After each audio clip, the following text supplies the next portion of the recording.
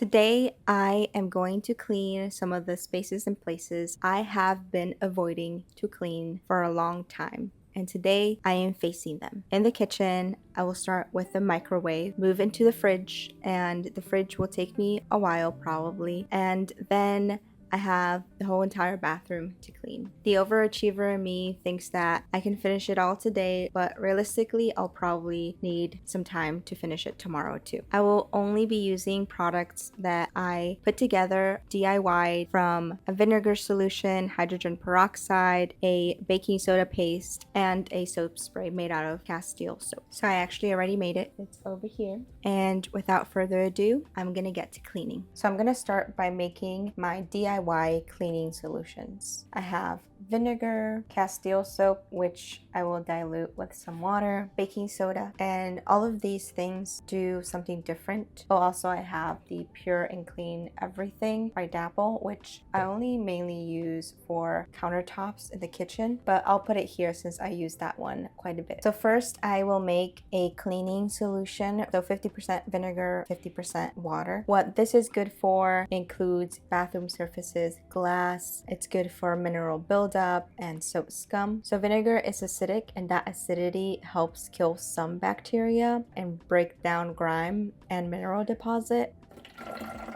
I'm gonna add a bit of peppermint essential oil. So I will use hydrogen peroxide for its antimicrobial properties. It is stronger than vinegar. This is good for bathroom surfaces, toilet seats, doorknobs, but on bathroom surfaces is really what I'm looking to use this for. So according to my research, I could just use this straight out of the bottle, 3%. I'm gonna put it in a little spray bottle though, just because I want it to cover the surfaces evenly. Also, the reason this bottle works well, it is not a clear bottle because you're supposed to keep hydrogen peroxide in the dark because you can't expose hydrogen peroxide to the light because it breaks it down. That's why it comes in a dark bottle. So the next thing I will make is some baking soda paste, and I plan to use this mainly for surfaces where I need a little bit more abrasion. So baking soda paste is good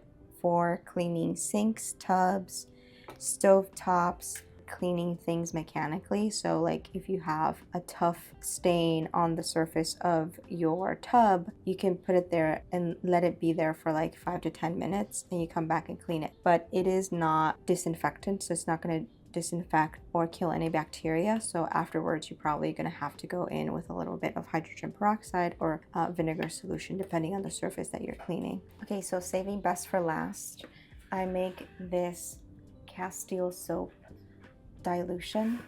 So you're not supposed to use Castile soap like all on its own. You're always supposed to dilute it. And what I love about this soap is that it is very versatile. Like you can turn it into dish soap, surface cleaner, floor cleaner, hand soap.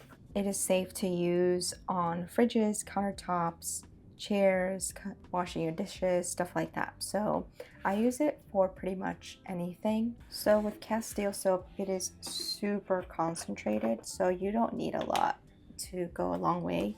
So for literally this container, you probably need around a tablespoon. I'm gonna add a bit of essential oil in there just to make it smell a little nicer. It doesn't really have a smell. I add about 10 drops. That's enough for me. The smell is really faint, which I don't mind. I like to spin it around a little bit so everything mixes really well. There you have it. I'm ready to go with my cleaning solution.